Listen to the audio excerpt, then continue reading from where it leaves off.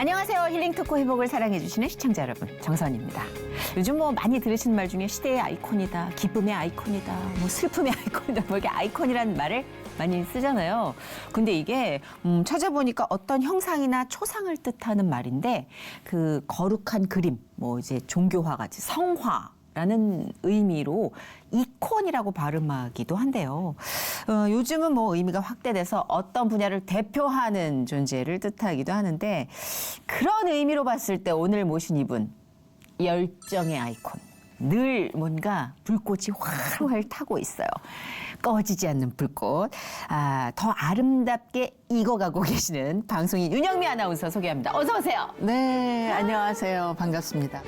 오프라인 프로젝트 영미 투어로 중년 여성들의 힐링을 책임지는 윤영미 아나운서. 벽이 문이 될 때까지 두드렸던 치열했던 그 시절. 아나운서 자리에 오르기까지 눈물도 고생도 많았었다고. 제주도에서 집을 장만하기까지 고군분투 삶을 담은 놀 수 있을 때 놀고 볼 수 있을 때 보고 갈 수 있을 때 가고 제목의 에세이로 출간. 일만 하다 살아온 세월. 이제는 제주도에서 주님께 모든 근심 걱정 맡겨놓고 행복하게 살고 싶다는 윤영미의 회복 스토리를 만나본다. 윤영미 아나운서를 보면서 든 생각은 나 저렇게 살 거야. 약간 그 결심을 후배로부터 좀 이끌어내는 분이에요.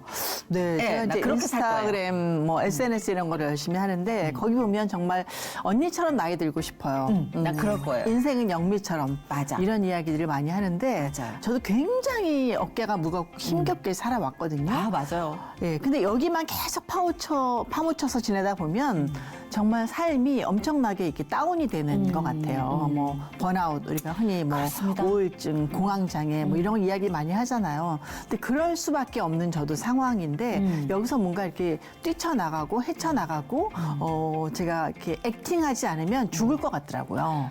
그래서 이유가 다니는 있어요. 거죠. 예, 그걸 살려고. 알기에. 그래서 오늘 이 힐링 토크 회복을 보신 분도 나와 같은 그라운드 안에서 다른 결정을 하는 또 윤영미 아나운서의 이야기를 듣다 보면 신앙적 자극, 삶의 자극을 받으시지 않을까 네. 해서 모셨어요. 윤영미 아나운서가 요즘 바쁘십니다. 그 여행사를 여행사 아니고 그러니까 오프라인 여행 어떤 프로젝트 영미 투어. 아니 영미 투어라는 이름도 진짜 너무 좋고 영미 상회도 운영 중이에요. 근데 영미 상회도 너무 어울려. 영어랑 붙이나 한글이랑 붙이나 다 잘 어울려요. 저는 근데 그게 어떤 그 목표가 아니었고 네. 이렇게 하다 보니까 이렇게 자연 발생적으로 생긴 것 뿐이었어요. 맞아. SNS 활발하게 하시다 보니. 그렇죠. 그러니까 영미 투어도 제가 제주도에 집을 한 4년 전에 마련해서 거기서 주로 이렇게 지내다 보니까 네. 그냥 제주도의 속살을 알게 됐죠. 그러니까 남들이 가지 않는 곳들, 잘 모르는 곳들. 속살. 네. 좋다. 그런 곳들을 제가 이렇게 알아내다 보니까 친구들이 오면 이제 단독 투어를 하게 됐죠. 네. 제주도가 이렇게 아름다운 곳이었어? 몰랐네. 막 묻지도 따지도 말고 믿고 따라하는 사람 영미 투어 최고다. 이런 이야기가 막 술술 나오게 되더라고요. 그래서 그런 그래서 거를 퍼진 이제 거죠, 그게. SNS에 쓰다 보니까 진짜 여행사에서 한번 영미 투어를 해보자. 재밌네. 그래서 제주도를 위주로 이제 영미 투어를 시작을 했어요. 네네. 되게 중년에 주로 이제 여성들만 한 10분만 딱 모셔서 왜냐하면 10명 넘으면 사실 그게 이제 돈이 될 수도 있지만 저는 10명 넘으면 제가 이렇게 개인적으로 이 관계 형성이 안 되거든요. 감당하기가 좀 벅차. 예, 돈은 못 벌어도 이제 그들이 와서 진짜 그 자기를 털어놓고 맞아. 또 채워가고 새로 힘을 얻고 이제 이런 여행 프로그램이 되다 보니까 이게 좀 유명해진 거예요. 그래서 그러니까요. 영미 투어. 예. 그래서 뭐 거의 5초 만에 마감되는 그러니까. 영미 투어. 영미 투어 떨어졌다가 막 슬퍼하고 영미 투어 합격했다가 막 이렇게 환호하고 하세요. 맞아요. 그리고 여행 네. 오셔서 그렇게 또 우시는 분도 있다면서요. 막 예. 너무 좋았다. 우리나라의 중년 여성들이 다 소설책 10권은 쓰는 분들이잖아요. 그죠? 하나하나 제가 풀어내게 하죠. 이야기를 통해서. 워낙 여행을 강연과 다니면서. 토크쇼로 이게 또 딱 초석이 깔린 분이라 그냥 술술술술 나올 거예요, 얘기가. 그러니까 그런 분들이 자기 이혼했던 얘기, 뭐 남편과의 관계 안 좋았던 얘기, 남편 바람핀 얘기, 시어머니한테 뭐 어떤 마음의 한을 이제 갖고 있던 거, 지속적으로 뭐 가졌던. 아이들하고의 문제, 뭐 다 있잖아요 그런 것들이. 있죠. 돈 문제부터 해서 뭐 아. 그러니까 그런 것들을 하나하나 이렇게 남한테 털어오지 못했던 것들을 오히려 익명의 사람들, 다 모르는 사람들이니까 그런 이야기를 털어놓으면서 막 우시는 거예요. 완전 이해가요. 여행은 두 가지잖아요. 하나는 새로운 곳을 찾아 관광. 떠나는 것. 네. 관광이죠. 하나는 내가 있던 곳에서 도망치는 것. 근데 네. 그 중간 어디 지점에 있던 네. 분들이 만나서 그게 왠지 영미 투어의 특징이에요. 알 뭐 것 같아져요, 관광을 저는 하는 것들은 다 누구나 할 수 있잖아요. 오픈된 장소니까. 근데 영미 투어는 와서 나를 꺼내놓고 예, 다시 정말 새로운 어떤 그 빨래를 하얗게 햇볕에 바짝바짝 말려서 가져가는 것 같은 느낌? 어마어마하게 제가 준비를 해요. 왜 아니시겠어요? 예. 그러다 보니까 그 한 3일 동안 한 분 한 분한테 제가 신경을 쓰다 보니까 거의 안 아픈 적이 없었어요. 그래서 거봐요. 내가 이걸 왜 하나. 사실 돈도 안 되거든요. 이걸 왜 그러니까, 하나. 사람들이 왜 하냐고 자꾸 물어봐요. 근데 저도 모르게 그냥 그런 그 여성들의 어떤 회복을 제가 이끌어내면서 그게 기쁜 것 같아요. 그렇죠. 그러면서 예. 왠지 윤영미 씨의 삶도 네. 예전과 달리 텐션이 생겼다고 할까? 일단 첫 번째 미모가 네. 지금 이제 완전 수직 상승을 하셨습니다. 나이 들수록? 저 나이 들수록 그 얘기 많이 예뻐진다는 듣지 얘기를 않아요? 진짜 많이 들어요. 표정이 달라졌어요. 그래요? 네. 그 제주로 옮기신 다음부터 완전 표정이 달라졌고 두 번째 그리고 진짜 에너제틱하게 사시는 것 같아요. 그래요? 그러니까 그 이유가 아마 이런 만남, 관계 그게 이유가 됐던 것 같아요. 그래서 몸은 피곤해. 저도 상처가 많고 굉장히 힘들었는데 그런 똑같은 상처를 입고 있는 사람들하고 만나면서 그들이 회복이 되면서 저도 회복이 되는 것 같고 그러니까요. 그게 있나 또 봐요. 그 영미 투어를 통해 사람을 만나는 것 같아요. 예, 제가 만날 수 없는 어떤 그런 분들을 이제 영미 투어를 통해서 한 사람 한 사람 만나고 한 번 왔던 분들이 또 오려고 막 또 예, 굉장히 많이 또 이렇게 한 번 오신 분들은 발을 못 끊어요. 그렇지. 이게 또 가야 되겠다. 왜냐면 또 가야 되겠다. 이 사람이 진심을 다해서 나와 함께하고 있다는 걸 확인하는 순간들이 많으니까 그게 네. 기억이 오래 가죠. 네, 네. 그러니까 윤영미 아나운서의 이제 그 예전 과거부터 여러분 이제 아시는 분도 계시겠지만 엄청 치열하게 사셨거든요. 그러니까 왜냐하면 그때 당시는 이 방송국 공채 아나운서가 된다는 건 네. 정말 쉬운, 지금도 그렇지만 아주 하늘의 별 따는 어렵죠. 일이었어요. 그것도 누구의 도움 없이 정말 맨 땅에 헤딩으로. 그때가 고등학교 때부터 아나운서의 꿈을 가지셨던 아니죠. 거예요? 아니면 아주 그러니까 어렸을 때부터 그러셨어요? 10살 때부터. 이거 봐. 네. 준비를 너무 많이 오래 하시는 10살 때부터 네. 이유나 계기가 있어요? 이제 아나운서를 있었죠. 제가 강원도 홍천, 그때 이제 국민학교죠. 국민학교를 다니면서 이제 학교 방송 아나운서를 하게 됐는데 네. 그 어떤 계기가 저희 담임 선생님께서 네. 제가 국어책을 좀 잘 읽었던 것 같아요. 그래서 어느 날 갑자기 저를 이렇게 뽑아다가 학교 방송반에 이렇게 아나운서로 앉혀주셨어요.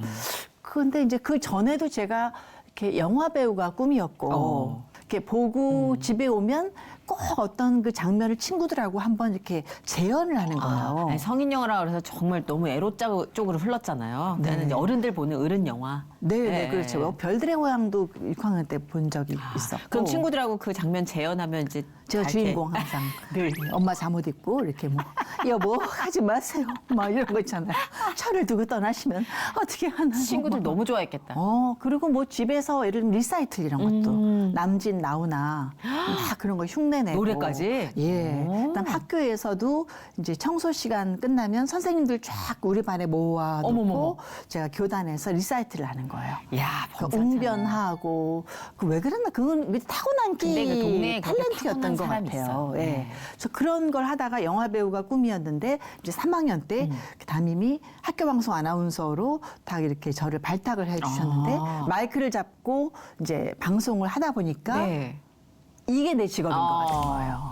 그래서 10살부터 제가 아나운서 되기까지 몇 년인가요? 한 번도 꿈이 바뀌지 않았어요. 와. 그때부터는 계속 아나운서가 꿈이었고 저는 아나운서가 사실 될 수 없는 조건이었는데도 불구하고 그냥 무조건 밀고 나간 거예요. 전 아나운서 될 거예요. 대단하다. 아나운서 되고 그래서 싶어요. 윤영미 아나운서 앞에 최초 1호 이 그런 게 많아요. 많죠. 그죠? 예, 그래서 고등학교 때 이제 창덕역을 나왔는데 제가 지하철을 3년을 타고 다녔죠. 청량역에서 종강역까지. 예, 근데 어느 날 제가 대학 입시를 치룬 겨울방학이었는데 여성의 목소리를 한 번도 못 들은 거예요. 지하철역에서. 항상 남자가, 다음은 인천 열차가 도착하겠습니다.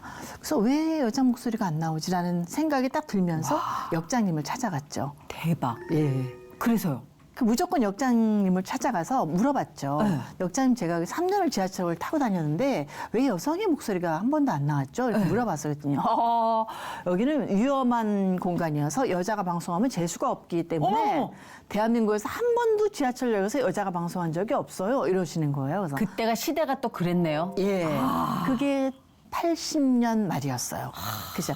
아니, 역장님, 무슨 말씀을 그렇게 하세요? 제가 창덕여고 아나운서예요. 제가 방송을 하겠습니다. 여고생이 그 역장님 그랬더니 좀 역장님, 범벅해. 뭐 하던지, 근데 뭐 돈은 못 준다, 뭐 이러시는 거예요. 네, 네. 아, 돈 안 받을 테니까 제가 할게요. 그래서 그 자리에서 바로 방송실로 갔어요. 아주 조그맸어요, 방송실이. 네. 조그맣고 그냥 책상에 마이크 하나 딱 있고. 네. 그래서 그때부터 제가 방송을 한 거죠. 어머머머. 다음은 인천항 열차가 도착하겠습니다. 한 걸음 물러나 주시기 바랍니다. 아니 센세이션했겠다. 그랬더니 사람들이 막 방송실 찾아와서 구경을 하는 거예요. 여자 목소리가 나오니까. 그렇죠. 그래서 청량리 역에서만 제가 한 40일 가까이 방송을 하고 야, 이제 이거 대학 재밌다. 입학식이 이제 가까워져 오면서 역장님을 찾아갔더니 네가 대한민국 최초의 지하철역 여자 아나운서다.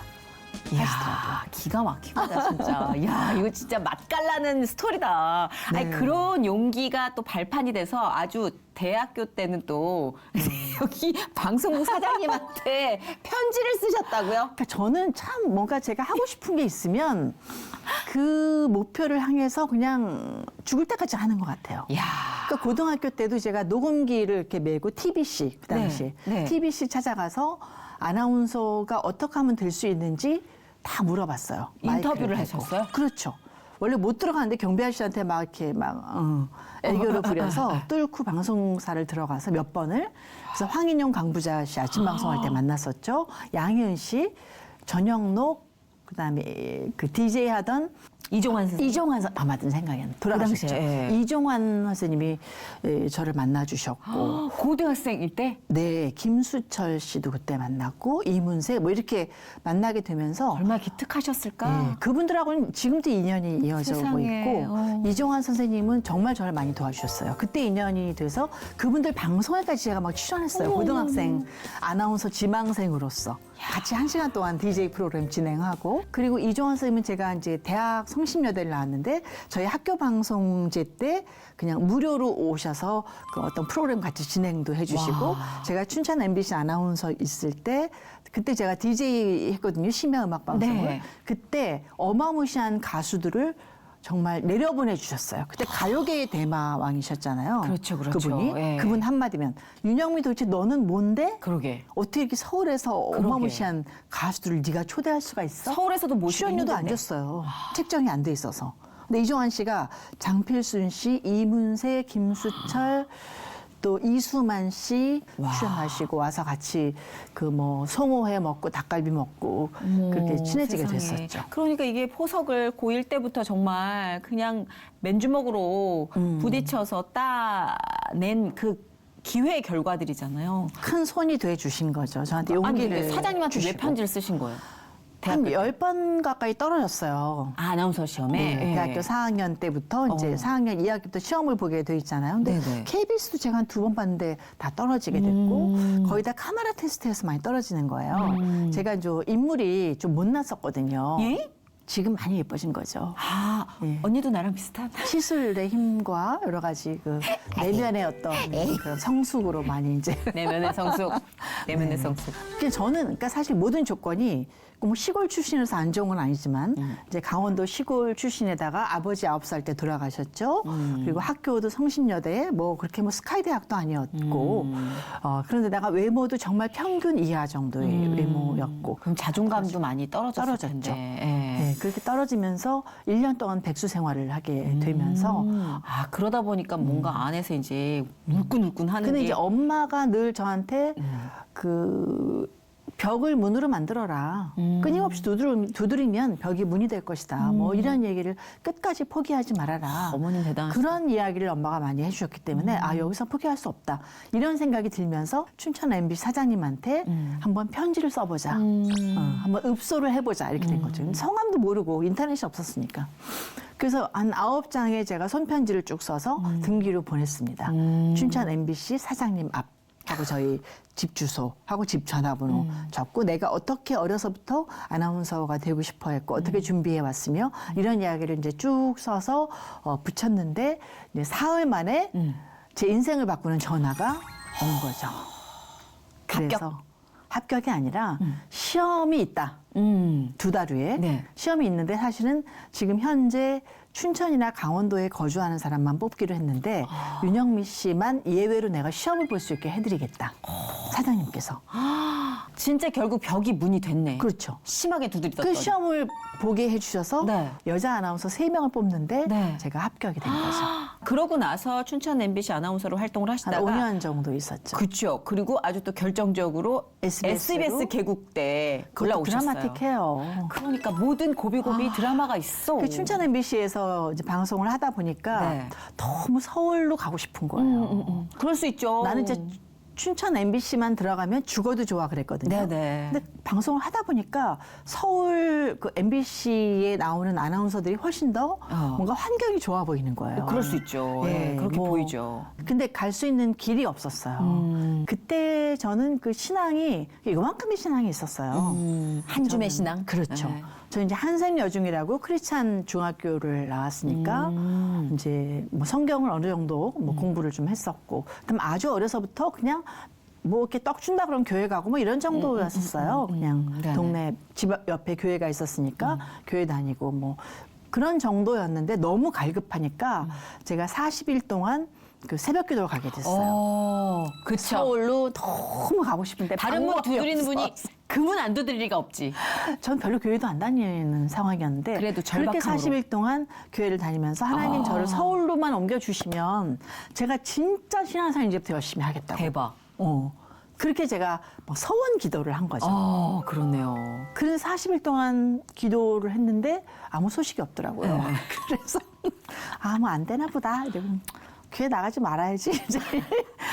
우리 춘천에 많은 겪는 실수죠. 그러고 있었는데 그때 이제 91년도가 됐는데 SBS가 이제 문을 열게 된 거예요. 네, 맞아요. 문을 열게 되면서 경력 아나운서를 뽑았습니다. 그렇습니다. 네. 제가 또 개국둥이잖아요. 그쵸. 그때 그쵸, 나 SBS 들어간 다음에 일기. 몇 달 후에 네, 맞습니다. 개그맨으로 예, 들어갔잖아요. 예. 네. 91년도 3월에 SBS가 문을 열게 되면서 경력 아나운서를 뽑았습니다. 근데 신입 아나운서 갖고는 안 되니까. 그쵸. 근데 제가 뭐라고 거기 원서를 넣은 거예요. 원서를 넣었는데 뭐 진짜 MBC, KBS에서 엄청난 아나운서들이 지원을 했죠. 난리도 아니었죠, 그때. 지금 월급 많이 주고 뭐 또 새로운 방송사니까 그쵸, 그쵸. 민영 방송. 그쵸, 그쵸. 근데 이상하게 여자 아나운서 중에 제가 1번으로 합격이 됐어요. 이게 기적이에요. 할렐루야. 이게. 진짜 이게 할렐루야인 거예요. 그래서 그때 이제 손석기 아나운서라고 저희 팀장이셨는데 그분하고 저하고 SBS에 문을 연 방송을 했어요. 대한민국 국민 여러분 안녕하십니까? 기억나요? 여기는 대한민국 수도 서울 여의도동 31번지 SBS 방송입니다. 지금부터 103.5MHz SBS 방송을 시작합니다. 기억나요. 짠짜라짠.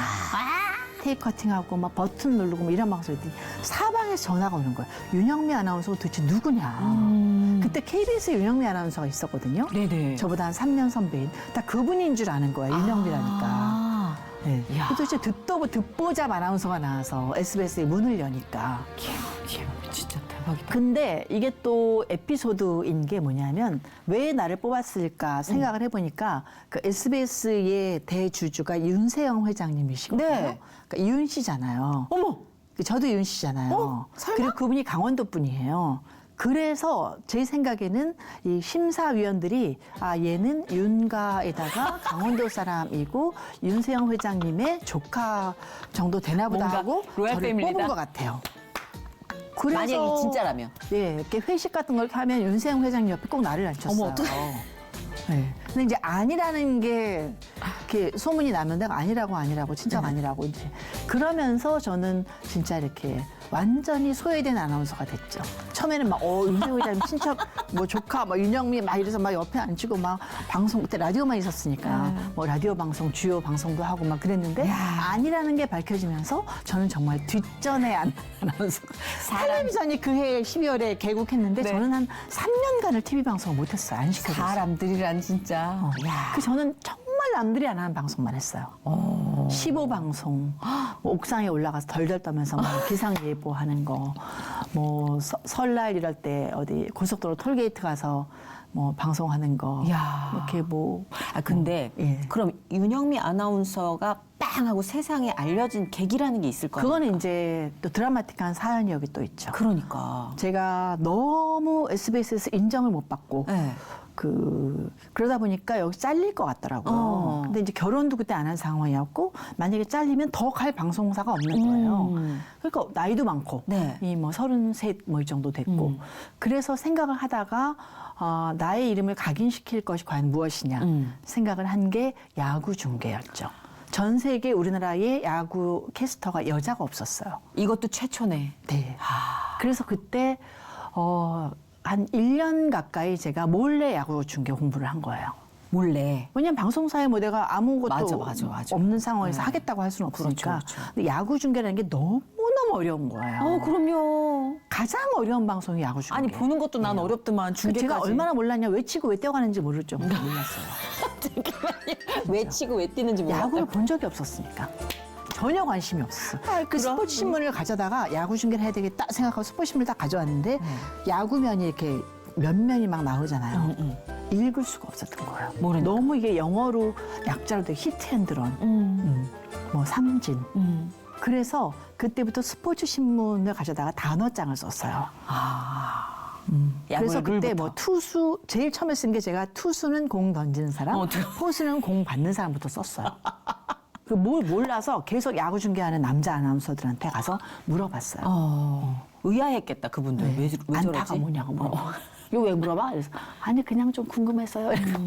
그 야구 책을 다 가져다가 섭렵을 하고 스포츠 신문 야구 테이프 가져다가 뭐 쳤습니다. 지금 이정범 선수 왼쪽으로 쳤습니다. 안타냐 없났냐 이거 막 연습하고 카세트 테이프가 늘어질 정도로 1년 동안. 매일 야구장에 잠실 야구장 가서 경기를 들여다본 거예요. 그러니까 몇 달을 들여다보니까 야구가 보이기 시작하는 거예요. 와우. 야구 중계는 약자를 적고 이게 그 표를 적어야 되거든요. 네. 근데 그게 너무 어려워요. 영어로 다 뭐 K가 뭐고 삼진이고 뭐고 스트라이크 뭐 S로 뭐 적고 막 이걸 적어야 돼요. 듣기만 해도 힘들어요. 엄청 빨리 적어야 돼요. 그 경기 상황을 손으로 적어야 돼요. 그렇네. 눈으로 봐야 되고, 속기네. 예, 입으로 떠들어야 되고, 이거 탈진이 돼요, 진짜. 그거 그쵸. 하나요. 전직 야구 캐스터나 야구 선수도 버거워하는 게 야구 해설이고 중계잖아요. 그거를 1년 동안 하니까 살이 9kg가 빠졌어요, 그때. 그래서 쌍꺼풀 그래서 쌍꺼풀 생긴 거예요. 33살에. 미친 듯이 진짜 야구 중계 공부를 했는데 그 다음에 봄이 됐는데 이계진 아나운서가 저를 부르더니 네. 10만 원짜리 수표를 주더라고요. 네. 그 당시에.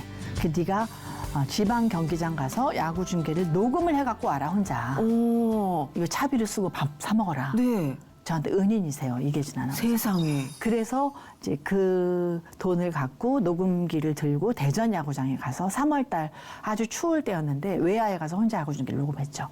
근데 외야에서 혼자 야구 중계하니까 혼자 막 떠들잖아요. 네, 지금 타석에는 하나의 강석전 선수 나있습니다. 강석전 선수 초구는 바깥쪽 볼입니다. 엄볼에서 2구 맞겠습니다. 2구는 스트라이크입니다. 원앤원 제 3구 자 쳤습니다. 이거 한데 경기가 꼬이니까 무슨 말을 하는지 나도 모르겠는 거예요.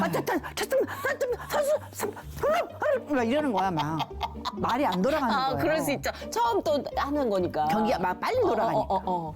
그래서 하다가 끊고다가 울고 그 대전구장에서 이제 그 기차를 타고 서울역까지 오는데 제가 펑펑 울었어요.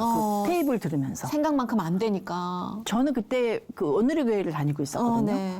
그래서 하영조 목사님을 뭐 한 번도 이렇게 개인적으로 만나본 적은 없지만 하영조 목사님한테 전화를 해서 기도를 받아야 되나? 어떻게 하면 좋지?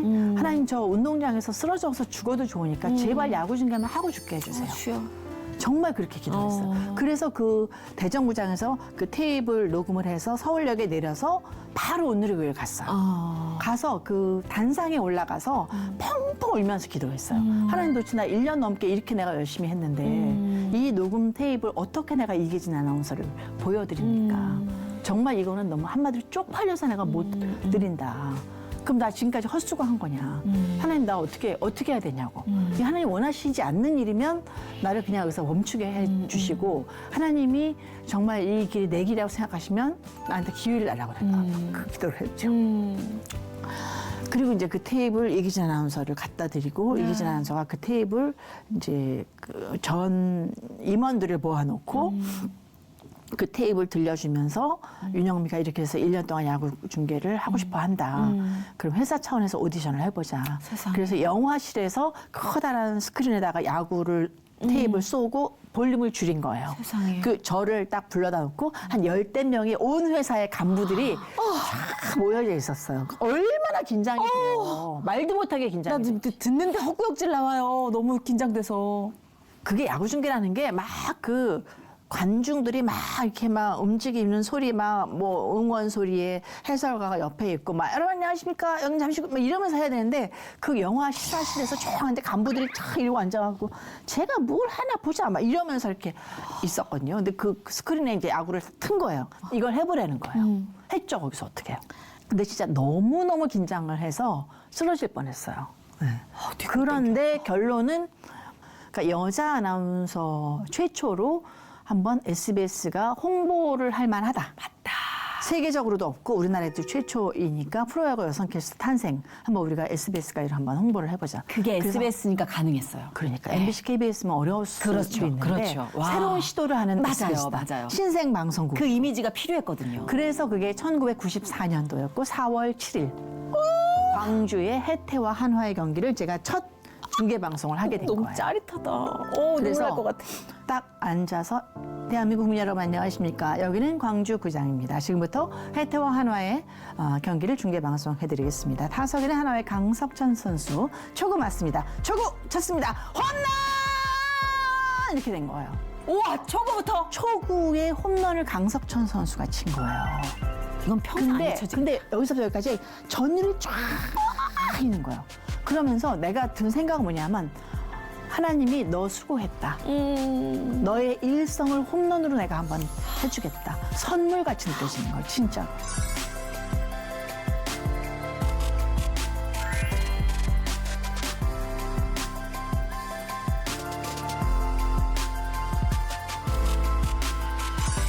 나 이거 무슨 한국 영화로 시리즈 만들어도 될 것 같아요. 어디 감독님 안 계신가요? 아, 진짜 무슨 영화 같아, 진짜. 그래서 한국 시리즈 중계를 했었고 뭐 올스타전 이런 것도 했었고 아니, 그러면서 진짜 SBS에서 그런 전문적인 분야의 여자 MC, 여자 아나운서로 독보적으로 많이 누리셨어요. 그러면서 제가 이제 인지도가 조금 맞아요. 올라갔죠. 라디오도 최초의 하시고. 여자 아나운서. 그렇죠. 근데 그 매 순간 고비고비마다 하나님께 기도하고 그 절박함이 기도로까지 점점 이렇게 진화해 나간 것 같아요. 그렇죠. 처음에는 소리 질러 포효하다가 나중에 그 소리가 통성 기도가 되기까지. 그렇죠. 네, 그 과정이 느껴져요. 네. 그래서 야구 중계 6년 하고 나서 세상에. 다시 제가 골프 여자 캐스터에 도전을 했어요. 왜냐하면 그때도 골프 여자 캐스터가 없었거든요. 굉장하시다. 아무도 없었거든요. 근데 제 생각에는 앞으로 여자 골프가 굉장히 성행할 것 같은 생각이 들더라고요. 그때 여자 골프 치는 사람 별로 없었거든요. 그렇죠. LPGA라는 말도 되게 없었어요. 거의 모르던- 여자 골프 치는 사람이 거의 지금 뭐 많이 대중화가 됐는데 그게 2000년대 초반이었거든요. 그러니까 그때만 해도 골프 치는 사람이 많지 않았고 해서 야구는 너무너무 힘들고 전국을 돌아다녀야 되고 네. 막 그 체력적으로 힘들고 해서 골프 중계를 도전해야 되겠다. 그래서 6개월간 또 골프 중계를 팠어요. 난 이쯤 되니까 언니가 좀 무서워요. 나 언니랑 척지면 안 될 것 같습니다. 찍히면 죽는다. 찍히면 진짜 그냥 난 편이 될래요. 그래서 골프를 그렇게 열심히 공부를 해서 결국은 이제 오디션을 또 본 거예요. 골프 여자 캐스터를 내가 하겠다고 이번 팀장한테 얘기를 했죠. 그랬더니 너한테만 기회를 줄 수 없으니까 이걸 오픈하자. 아하. 그랬더니 여자 아나운서 후배가 5명이 따라붙은 거예요. 이런 스포츠 캐스터로서는 제가 가장 경력이 많으니까 근데 제가 떨어졌어요. 어머. 아이디어 제가 냈는데. 보기에는 나이가 많고 그때 이미 40대 한 중반 나이가 많고 또 인물 또 그때쯤 정리가 다 되셨을 텐데 왜? 그때 보톡스가 없었거든요. 근데 왜 그냥 사람들이 선호하기를 좀 젊고 예쁜 아나운서를 선호하는 편이었잖아요. 너무 매력 있으셔 진짜. 아주 그러니까 그냥. 저는 이미 나이도 많고 어. 뭐 그렇게 뭐 비주얼이 좋은 아나운서도 아니고 아, 참. 하니까 저보다 훨씬 어리고 예쁜 아나운서가 골프캐스터가 된 거예요. 저는 떨어졌죠. 그때 제가 연세대학교 대학원 다닐 때였는데 학교 수업을 야간을 다녔거든요. 그래서 가서 차를 세워놓고 2시간을 통곡을 했어요. 그렇지. 너무너무 서러워서. 그렇죠. 서럽죠. 하나님 나는 왜 이렇게 이런 외모를 타고나게 해주셔서 내가 이렇게 열심히 하는데 골프캐스터도 떨어지게 하십니까? 솔직히 말해 내가 제일 잘하는 거 아닙니까? 막 그렇게 막 호소를 하고 울고 막 그랬어요. 근데 하나님 마음의 소리를 이렇게 주시더라고요. 어떻게? 왜 너만 1호가 되라는 법이 있니? 후배한테 양보하는 것도 배우라고. 네가 할 일 중에 하나다고. 네. 그 생각은 또 못했네. 네. 그래서 아 그러네? 난 야구 중계 1호를 했잖아. 아. 그럼 골프까지 내가 1호가 돼야 되는 건 아니지 않나? 그러면서 그 다음날 가서 제가 골프 캐스터 돼 있는 여자 후배한테 축하해주고 어머 세상에. 야구 캐스터를 한 어떤 뭐 노하우도 얘기를 해주고 이게 그래서 하나님 그때- 믿는 삶의 짜릿함이다. 그때부터 이렇게 질투라는 게 없어졌어요. 옛날에는 누가 뭐 잘 나가고 뭐 앵커가 되고 뭐 막 하면 뭐 속으로는 막 속상해서 뭐 막 지가 잘났냐 뭐 내가 잘났지 막 이런 것들이 되게 많았는데 그때부터는 어느 순간 이렇게 질투와 시기가 없어지면서 다른 사람이 좋은 어떤 방송을 맡거나 좋은 일이 생기면 진심으로 축복해 주더라고요. 제가. 그것까지 하나님이 터주셨네. 그래서 하나님은 내가 행복하길 바라시는 분이잖아요. 맞아요. 내가 질투하면 내가 행복하지 않거든. 너무 불행하죠. 내가 상하는 거예요, 질투는. 맞아요. 결국은. 진짜 그래. 누굴 축복해 줄 때 내가 행복해지는 거지. 그렇죠. 그러면서 어떤 그런 진리를 알게 되면서 그 아나운서 세계에서 저는 정말 그 질투와 시기에서 벗어나게 됐어요. 아이고. 근데 그게 그때 한 40대 중반이었어요. 40대 중반에 이미 결혼하고 결혼했을 계셨죠? 때죠. 결혼은 언제 하셨어요? 35세. 그럼 야구 결혼하게 중계 됐고. 하시고 그 좀 할 때였죠. 굉장히 그쵸 하이라이트 시기였잖아요. 그 남편이 중간부터는 같이 지방에 이제 야구 중계할 때 따라가기도 그 했었고. 커리어에 또 동참을 해주셨구나. 야구를 좋아하는 사람이었으니까. 어떻게 만나신 거예요? 남편은 이제 온누리교회 청년부에서. 아 신앙생활 만나셨어요. 하시면서 만나셨구나. 네. 근데 워낙 교회가 커서 청년부 사람들 다 알지 못하는데 우리 그 파티에 있었던 언니가 두란노를 다녔어요. 네네. 2살 많은 싱글 언니였는데 그 언니가 두란노라는 회사에 좋은 총각이 한 명 있다. 근데 소개를 좀 받겠느냐. 근데 제가 두란노라는 곳을 그 언니를 통해서 알고 있었기 때문에 너무 사실 그냥 작은 회사고 월급도 적고 해서 제가 귀전으로 듣지도 않았죠.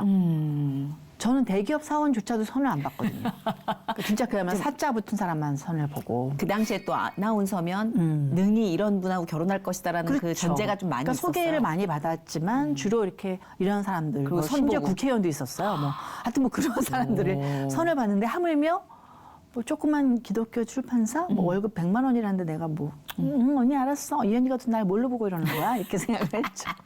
그러는 와중에 얼마 약간 시간이 흘렀고 어느 날 그 언니를 한번 찾아가서 커피나 마시면서 얘기를 해야 되겠다 하고 반포대교 위에 있잖아요. 네. 거기를 차를 몰고 어떻게 이렇게 찾아가게 된 거예요. 그래서 1층에 그 북카페 문을 딱 열었는데 네. 거기서 막 빵 굽는 냄새와 커피 향이 팍 나면서 그 어떤 마음이 이렇게 다 녹아내리더라고요. 그때 막 눈물이 칙 나는 거예요. 그래서 그 언니랑 얘기하는데 어떤 남자가 점심시간에 이렇게 축구공 같은 걸 들고 이렇게 딱 들어오는 거예요. 네. 근데 언니가 야, 내가 소개해주던 남자가 저 남자였어 이러는 거예요. 근데 딱 보는데 그 남자의 막 그 머리에 막 서광이 막 있으면서 왜 저렇게 인상이 좋아? 야 푸른 초장 같은 인상을 갖고 어떡하니 푸른 초장까지 나왔어. 너무 사람이 선량하게 생기고 그래서 언니가 일로 오라 그래서 같이 이렇게 소개를 자연스럽게 해주고 언니가 올라가고 이제 그 남자하고 저하고 이야기를 하기 시작했죠. 이건 뭐 예비된 운명입니다. 근데 뭐 자기는 비전이 뭐 선교사들 돕는 그런 일을 하고 싶고 근데 제가 그 당시에 왜 그랬는지 모르겠는데 수화로 이제 그런 장애인들 돕는 일 같은 거를 했었고 그때 어디 상계동에서 녹음 봉사를 했었어요. 아 그러셨구나. 예, 그 시각장애인들 목소리가 위해서 목소리를 통해서 기부를 뭔가 그들을 뭐 하셨구나. 소설도 읽고 뭐 이런 그 봉사를 했었거든요. 네. 근데 그런 이야기를 내가 막 이제 했더니 우리 남편이 정말 자기과인 줄 알았던 거예요, 제가. 이렇게 봉사를 하고 신앙생활도 열심히 하고 오늘을 위해 청년부라고 하고 네. 착각을 한 거죠. 날라리 신자였는데. 그러니까 저희 남편이 그때 이제 사귀면서 저한테 청혼을 하더라고요. 2주 만에. 진짜? 그래서 하나님한테 이 여자가 맞습니까라고 자꾸 물었대요. 그때 당시 새벽기도를 다녔어요, 남편이. 네. 그 이전부터 훨씬. 지금까지도 새벽기도를 다니는 사람인데 그 당시 이 여자가 맞느냐고 하나님한테 물어봤더니 하나님 자기 마음 가운데 정말 깊은 평화를 주셨대요. 그 자기가 이 여자가 맞나 보다라고 생각하고 이제 결혼을 하게 된 거죠. 6개월 만에. 그러시고 6개월 만에? 네.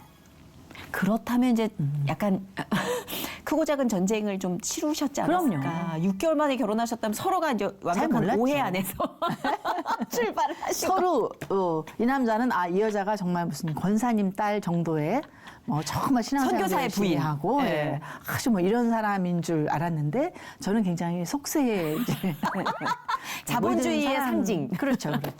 계속 뭔가 이렇게 더 좋은 집에 살고 싶었고 더 나은 뭐 삶을 살고 인간이니까, 싶었고 우리 다. 그리고 저는 결혼하면 당연히 남편들이 돈 많이 버는 줄 알았어요. 그냥 그러니까 일만 하시느라 네. 세상을 잘 몰랐죠. 모르셨죠. 너무 근데 순진했지. 남편 되시는 분께서 워낙 무력이 없으신 걸로 유명해요. 그렇죠. 네, 그리고 그러니까 남편은 목회 이제 한 하시고 7년 정도를 교란로에 다니다가 맞아요. 이제 그만두고 자기가 어떤 선교 사업 같은 걸 좀 하고 싶다고 그러니까 정말 그만뒀어요. 결이 지금은 이제 얼추 두 분이 그 결을 맞춰가고 계시는데 그 결이 너무나 달랐는데 그거를 진짜 어떻게 그 순간순간들을 다 이겨내시고 같은 근데 곳을 바라보게 어떤 되셨을까? 그 순간순간마다 정말 말할 수 없는 그런 그 사건들이 계속 일어나더라고요. 아, 그러면 제주도로 가신 것도 두 분이 그러니까 남편분의 어떤 생각이었어요? 아니면 아니, 두 그거는 분? 제가 책 쓰기 위해서 간 거였고요. 책 쓰기 위해서. 책 얘기 나온 김에 제가 네. 이제 이걸 지난번에 라디오 나오실 때 읽으셨어요? 정말 읽고 너무 틈틈이 나 진짜 어디 떠나고 싶고 불쑥불쑥 벌떡증 날 때마다 언니 이 책을 한 페이지씩 쪼개 입에 물어요 막 이랬잖아요. 네. 근데 이게 정말 워낙 책을 또 많이 내시는데 그래도 이 책이 참 저는 좋았던 게 놀 수 있을 때 놀고 볼 수 있을 때 보고 갈 수 있을 때 가고라는 네. 책이에요. 근데 진짜 결심을 못 하고 있는 저한테 정말 위로를 많이 해주는 책이었어요. 제주 생활에 대해서 담은 건데 일단은 이 책을 쓰기 위해서 가신 거예요? 아니면 이 전 책들의 집필을 위해서 가신 거예요? 워낙 책을 제가 많이 내셔서. 책을 이제 3권을 네. 냈어요. 근데 마지막 그 3번째 책이 여행하라라는 책이거든요. 여행하라. 여하고 컴마하고 행하라. 약간 누구 중의적인. 누구 여행하라. 그다음 누구 누구 여행하라 이런 그 의미도 있는데 네네. 그래서 그 책을 쓰면서 제가 굉장히 행복했어요. 우리나라에 한 50군데 정도의 남들이 잘 모르는 곳에 대한 장소에 대한 저의 에세이 책이었거든요. 그래서 이번에는 한 군데의 책을 쓰자. 그래서 생각한 게 제주였거든요. 그러니까. 처음에는 제주도에 그냥 여행을 왔다 갔다 하면서 책을 쓰려고 했어요. 근데 가서 보니까 진짜 남들이 모르는 제주의 모습이 보이더라고요. 맞아요. 그래서 그래서 이렇게 좋았어요. 내가 왔다 갔다 하면 안 되겠구나 싶어서 차를 일단 샀어요. 렌트하기 어려워서. 여기 책에 나오더라고요. 네, 중고차 스파크를 48개월 할부로. 네, 그래서 그 차를 사서 제주의 곳곳을 동서남북을 다 다닌 거예요. 그때부터 또 그럼 여기 좀 머물러서 내가 살아보면서 책을 써야 되겠다, 제주에 대한. 그래서 집을 구하기 시작했죠. 근데 집을 구하는데 워낙 제가 가진 예산도 없었고 또 그래서 집 구하기가 너무 어려운 거예요. 아파트나 이런 데 살고 싶진 않고. 그러니까 그 단독주택에 과정이 너무 살고 싶고. 오롯이 녹아져 있어요, 이 그래서 책에. 몇 달을 제가 울고 다녔어요. 하나님, 내가 60년을 이렇게 정말 하루도 쉬지 않고 방송하고 일을 했는데 하나님, 어떻게 내가 늘 집 한 칸 없습니까, 제주도에. 그 몇백만 원짜리 집도 하나 내가 못 구합니까? 나 명품백도 하나 못 사고 살았는데, 응? 막 그리고 하나님한테 원망을 하고 막 호소를 했어요. 네. 그러면서 기도 제목을 쭉 적었어요. 한 10가지 정도를. 하나님, 저는 동쪽이 좋아요. 바닷가에 10분 떨어져 있으면 좋겠어요. 몸만 들어갔으면 좋겠고, 운치가 있으면 좋겠고, 안전해야 되고, 좋은 이웃이 있어야 되고, 뭐, 나무가 많아야 되고, 막 이런 거를 쫙 제가 리스트업을 해서 기도를 했어요. 울면서. 하나님, 나 이런 집 하나 주세요. 나 이럴 자격 있지 않나요? 근데 막 너무 억울하고 막 그래서 막 눈물이 막 나더라고요. 계속 아이들 그 유학 맞아. 등록금은 내가 한 달에 몇 천만씩 막 내면서 어떻게 나를 위해서 그 1년 연세를 내야 되거든요. 네네. 그 몇백만 원 정도예요. 근데 그럴 사실 여유도 별로 없었어요. 그러니까 너무 그게 나는 그 뭐랄까 내 마음에 막 그 서름이 나오고 그런 와중에 정말 제가 꿈꾸던 10가지의 조건이 딱 맞는 집을 저한테 보여주신 거예요. 이게 진짜 간증이에요. 어떡해. 진짜 동쪽에 바닷가에 10분 떨어져 있고 단독주택이었고 운치 있었고 몸만 들어가면 되고 좋은 이웃이 있었고 그 집을 이름을 체리집이라고 제가 이름을 지은 거예요. 왜 세와리에 체리예요? 있었는데 체리 블러썸 하우스. 아, 벚꽃이 기가 막히게 아름답게 집을 둘러싸고 있는.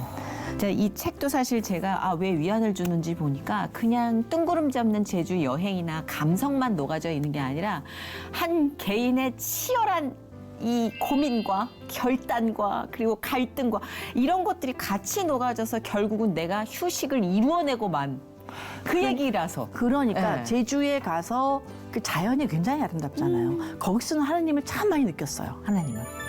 아무래도. 어떻게 내가 그냥 씨를 뿌렸는데 거기서 꽃이 필 수가 있어요? 맞아. 어떻게 막 바람결에 나뭇잎이 막 흔들리고 비가 오다가 눈이 오다가 햇빛이 쬐고 새들이 날아서 감나무를 막 쪼아 먹고 저 그 막 태풍이 오는 바다 그 다음엔 또 기가 막힌 하늘이 펼쳐지거든요. 맞아요. 그 하나님의 오묘함이잖아요. 다 그게 이렇게 하나님의 눈으로 바라볼 수가 있는 거예요. 제가 제주도 가기 전에 윤영미 아나운서와 이제 이야기를 많이 나눴잖아요. 지금 이제 사모님과 얘기를 나누는 거 같아요. 아니에요. 진짜 그때는 솔직히 남편분이 목사님이라는 걸 제가 안 믿었어요. 아니 저 언니가 지금 사모 포스가 아닌데 저는 우리 과인데 저는 이랬는데. 사모라고 할 수 그러니까 없어요. 지금 이제 우리가 사모님 교회 사모님이랑 우리만의 또 틀이 있잖아요. 근데 그 틀과 전혀 상관없는 마음이 이제 네. 남편의 마음과 동일한 꼴로 형성이 되어가고 있는 게 보이는데 남편하고 사이가 굉장히 좋아졌어요. 그게 제주 간다. 구속이나 불편함으로 보이지 않고요. 자유로움으로 보여요. 맞아요. 네. 남편도 저로부터 자유로워지고 네. 저도 자유로워지고 그러니까. 약간씩 이렇게 떨어져 있다 만나고 하니까 훨씬 더 사이도 좋아지고 그러니까요. 전화 통화도 자주 하고 되게 애틋한 거예요. 잘 지내고 계시죠, 우리 형부 목사님? 남편도 제주 가서 훨씬 정신과 몸이 건강해졌어요. 훨씬 더 건강해지고 너무 가서 제가 이웃 사람들한테 당신이 목회를 하는 건 아니지만 당신을 통해서 사람들이 예수님을 보고 하나님을 보는 거니까 우리가 그런 모델이 됐으면 좋겠다. 지금 딱 그 그래요. 얘기를 그렇게 하고 있고 네. 정말 자연 뭐 서울서도 자연이 있지만 네. 어쨌든 훨씬 가까이 느끼잖아요. 단독주택이고 마당이 있고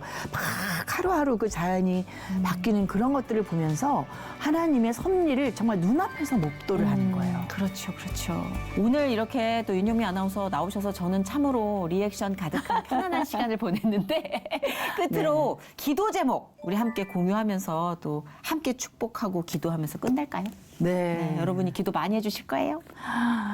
저희 그 아이들이 이제 올 여름에 다 학교가 끝나요. 그래서 올 여름까지는 제가 학비를 대야 되는 경제적인 부담. 길었습니다.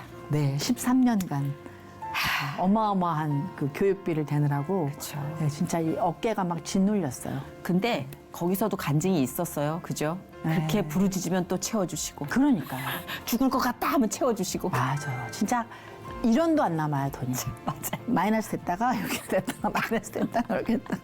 예, 그렇게 근데 잘 제가 교육비를 끝까지 마무리해서 제가 감당할 수 있도록 뭐 계좌번호 원하시면 드릴게요.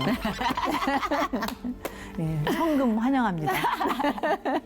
그런 기도 제목도 있고 지금 저희 이제 친정 엄마가 오랫동안 요양원에 계시면서 치매가 심해지고 지금 거의 뭐 돌아가시지 않을까. 아이고, 그러셨구나. 오늘 내일 오늘 하는 하나님이 부르시는 때에 평화롭게 가셨으면 아멘. 좋겠고 저희 시어머니도 이제 93인가 이렇게 되셨거든요. 근데 시어머니는 이제 정신 건강은 이제 좋으신데 네. 다리도 아프시고 그쵸, 그래서 어머니도 네, 정말 강건하게 계시다가 하나님 원하시는 때 네, 천국으로 가셨으면 좋겠고 네. 뭐 그런 기도 제목이 있습니다. 그래서 우리 온 가족의 건강 아멘. 그리고 하늘 곳간을 여셔서 네. 네, 좀 저한테 이제 좀 돈 걱정 안 하고 살 수 있도록 근데 많은 저의 그 맞아요. 네. 저는 이런 그 어떤 압력도 너무 느껴지는 게 저도 생활을 책임지는 가장이기 때문에 마냥 여기서 해맑게 어린이다운 신앙으로 하나님께 괜찮아요. 저는 이것으로 충족해요라고 얘기하기 힘들어요. 저 아니에요. 뭐 저는 뭐 집도 월세 살고 제주 집도 저희 집도 아니고 차도 다 렌트고 그래서 그 감당해야 될 기본적인 돈들이 굉장히 커요. 그쵸. 사실 뭐 그렇게 된 것을 또 이야기하자면 길지만 제가 뭐 사치를 부리려고 그렇게 된 게 아니라 아유, 그래서 예, 이제는 정말 그냥 조금 경제적으로도 여유롭게 살고 싶어요. 솔직히. 아마 필요한 걸 다 보급해 주시면서 진짜 이젠 자연을 보면서 오늘도 역시 지루할 만큼 평화롭습니다, 주님. 이렇게 사시게끔 아마 하나님이 인도해 주지 않으실까. 예. 그때 홈런을 외쳤던 네. 윤영미 아나운서의 그 첫 야구 경기처럼 네. 이제 영미야 고생했으니까 내가 홈런 한번 외치게 해줄게. 아, 요즘 진짜 굉장히 번아웃이 온 것 같고, 뭐, 완전히 뭐 우울증이 아닐까 싶을 정도로 굉장히 지금 이렇게 디프레스도 있고, 다운이 기력이 없고, 사실 그래요. 그래서 제가 이번에 유럽 여행도 다녀왔는데, 조금 더 이렇게 하나님이 주시는 새 힘을 얻고 싶어요. 너무 좋아요. 그런 상황에서 이 출연을 결심해 주셨다는 게 저는 큰 믿음인 것 같고 그래서 우리가 할 수 있는 일이 또 생기고 보인 것 같아요. 네. 아멘. 아멘. 오늘 하나님의 축복이 2024년 뭐 시작점으로 쭉 이어지길 차고 넘치길. 네, 기도합니다. 바라면서 기도하겠습니다. 네, 고맙습니다. 감사합니다. 네. 축복합니다.